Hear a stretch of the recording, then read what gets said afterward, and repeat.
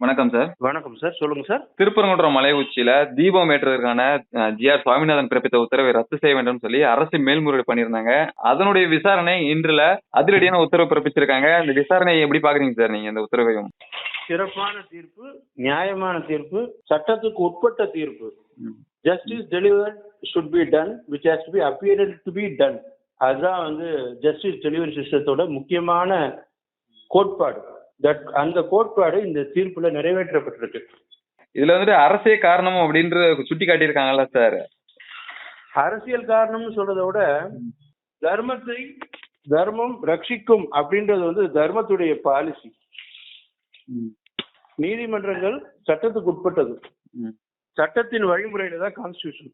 அந்த கான்ஸ்டிடியூஷன் இந்த தீர்ப்பு மூலமா நிறைவேறி இருக்குன்னு நான் கருதக்கூடிய விஷயம் அது. நான் மட்டுமல்ல, சட்ட வல்லுநர்களும் கருதக்கூடிய விஷயம்.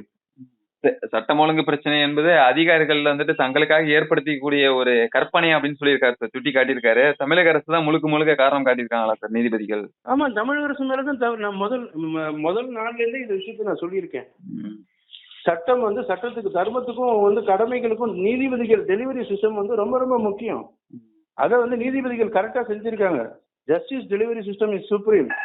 அதே போல அந்த தீபத்தூணை பலரும் விமர்சனம் வச்சிருந்தாங்க சார். அது தீபத்தூணே கிடையாது, மைல்கல், எல்லைக்கல் அப்படின்றதெல்லாம் குறிப்பிட்டிருந்தாங்க. இன்னைக்கு நீதிமன்றம் அதை மீண்டும் உறுதிப்படுத்திருக்கு. எப்படி சார்? அதாவது ஒரு விஷயம் நல்லா தெரிஞ்சுக்க வேண்டிய விஷயம் என்னன்னா, என்னுடைய நியூஸ் 24 சேனல்லயே நான் லாஸ்ட் ஒரு இன்டர்வியூ இது பண்ணும்போது, கொஸ்டின்ஸ் ரைஸ் பண்ணும்போது நான் அதை பத்தி சொல்லியிருக்கேன். 1939 2வது உலக போர் நடக்கும்போது பிரிட்டிஷுடைய உயர் அதிகாரிகளும் இந்திய ஆன்மீகத்துல இருக்கக்கூடிய பெரியவங்களை சந்திச்சு, ஐயா இந்த இடத்துல தீபம் ஏத்தினா ஜெர்மன் அந்த படையெடுப்பு அந்த குண்டுகள் தீபம் எரிய இடத்துல நகரம் இருக்குன்றதுல அந்த நகரத்து மேல குண்டுகள் பொழியப்படும். அதனால இந்த போர் முடிகிற வரைக்கும் கொஞ்சம் நாட்டையும் தேசத்தையும் காப்பாத்துறதுக்காக நீங்க கொஞ்சம் எங்களுக்கு உதவி செய்யணும் அப்படின்னு பிரிட்டிஷ் அரசாங்கம் அப்ப இருந்த ஆன்மீக பெரியவர்கள்ட்ட ரிக்வெஸ்ட் பண்ணாங்க. அந்த ரிக்வெஸ்ட் பண்ணதுனாலதான் அப்ப தீபம் ஏத்துறத தற்காலிகமாக நிறுத்தி வச்சிருந்தாங்க. இப்ப அந்த நிறுத்தி வச்சிருந்ததை இந்தியாவில பாத்தீங்கன்னா ஜவஹர்லால் நேரு தலைமையில இருந்த இந்திய அரசு பிரைம் மினிஸ்டர் இருந்தபோது அவங்க நாஸ்திகர், ஆன்மீகத்தை மேல நாட்டம் இல்லாதவர்கள். அவங்க என்ன பண்ணாங்க, அதை அப்படியே மூடி வச்சுட்டாங்க, அதாவது மறைத்து வச்சுட்டாங்க. இந்த விஷயத்த வாய் திறக்காம இருந்துட்டாங்க. இப்போ 1939 முன்னாடி ஏத்தி இருக்காங்க. நான் இதை தெளிவுபடுத்த விஷயம் என்னன்னா, 1939 செகண்ட் வேர்ல்டு வார் நடக்கும்போது பிரிட்டிஷ் அரசாங்கம் இந்தியா கிட்ட ரிக்வெஸ்ட் பண்ணியிருந்தாங்க, இந்திய மக்கள்கிட்ட, ஆன்மீக பெரியவர்கள்கிட்ட, ஐயா இந்த மாதிரி தீபம் ஏற்றினா இந்த மாதிரி ஒரு சூழ்நிலையில பாம் எக்ஸ்ப்ளோர் பண்ணப்படும். பாம் எக்ஸ்ப்ளோர் பண்ணா என்ன ஆகும்? எல்லாரும் செத்து போகக்கூடிய சூழ்நிலைகள் உருவாகும்.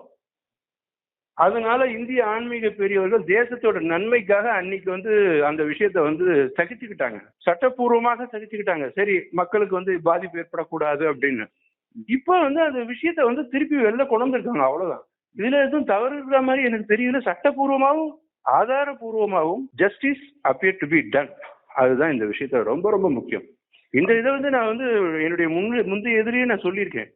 1939 1945 வரைக்கும் 2வது உலக போர் நடக்கும்போது பிரிட்டிஷ் அரசாங்கம் இந்திய அரசு மக்கள் ஆன்மீக பெரியவர்கள்ட்ட ரிக்வெஸ்ட் பண்ணாங்க, இந்த பீரியட்ல இந்த பாம் எல்லாம் வெளியூர்ல இருந்து வரக்கூடிய பாம்ஸ் எல்லாம் அடிக்கக்கூடிய இந்த தீபம் இங்க நகரம் இருக்குன்னா அடிச்சிருவாங்க, அதனால தீபம் ஏத்துறத தவிர்க்கணும்னு சொல்லி ரிக்வெஸ்ட் பண்ணதுக்கு அப்புறம் இந்திய ஆன்மீக பெரியவர்கள் மக்களுக்காக அப்ப தவிர்த்துக்கிட்டாங்க, சகிச்சுக்கிட்டாங்க.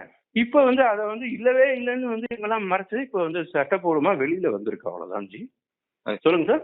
தமிழக அரசு மேல்முறையீடு பண்ணியிருந்த அந்த மனு தள்ளுபடி செஞ்சிருக்காங்க. அது மட்டும் இல்லாம மாவட்ட ஆட்சியர் மேற்பார்வையில கோவில் நிர்வாகமே தீபத்தூண்ல தீபம் ஏற்றன்னு சொல்லியிருக்காங்க.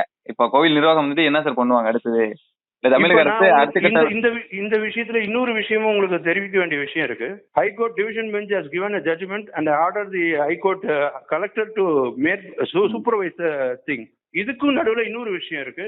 ஒரு தீபம் ஏத்த வேண்டிய விஷயம் ஏத்தாம நின்றுருக்கு இல்லையா? ஆமா சார்.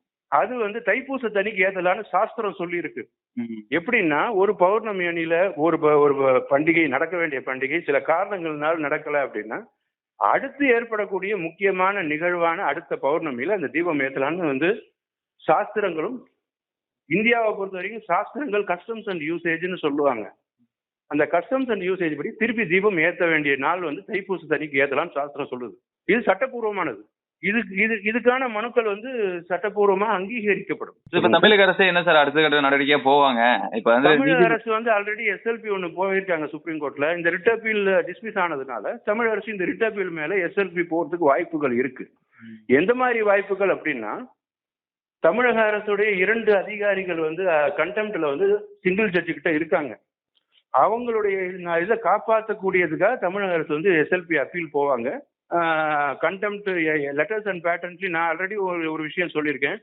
டிவிஷன் பெஞ்ச் கண்டெம்ட்டும் தமிழக அரசு பண்ணி இருக்குன்ற விஷயம் தான். இப்போ வந்து டிவிஷன் பெஞ்ச் வந்து இந்த மாதிரி ஒரு தீர்ப்பை கொடுத்ததுனால ஆட்டோமேட்டிக்கா வந்து அடுத்த வந்து எஸ்எல்பியில வந்து ஃப்ரெஷ் எஸ்எல்பி வந்து தமிழ்நாடு கவர்மெண்ட் போகும்.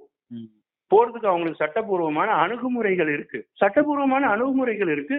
அதே நேரத்துல தமிழ்நாடு கவர்மெண்ட் வந்து டோட்டலா disobeyed the direction of single of Madras high court. SLP chances are very limited because already the division bench has confirmed the single judge's order. தைப்பூசத்தன்னைக்கு திருப்பி தீபம் ஏற்றணுன்றது சட்டபூர்வமான அணுகுமுறை. ஒரு வீட்டுல வந்து ஒரு சில தவிர்க்க முடியாத சூழ்நிலை ஏற்படுச்சுன்னா அப்ப ஏற்ற முடியலன்னா அந்த தீபத்தை அடுத்த பௌர்ணமியில ஏற்றலாம்னு சாஸ்திரம் சொல்லியிருக்கு. இந்தியா அரசியலமைப்பு சட்டத்தை பொறுத்த வரைக்கும் கஸ்டம்ஸ் அண்ட் யூசேஜ் தான் முக்கியம்.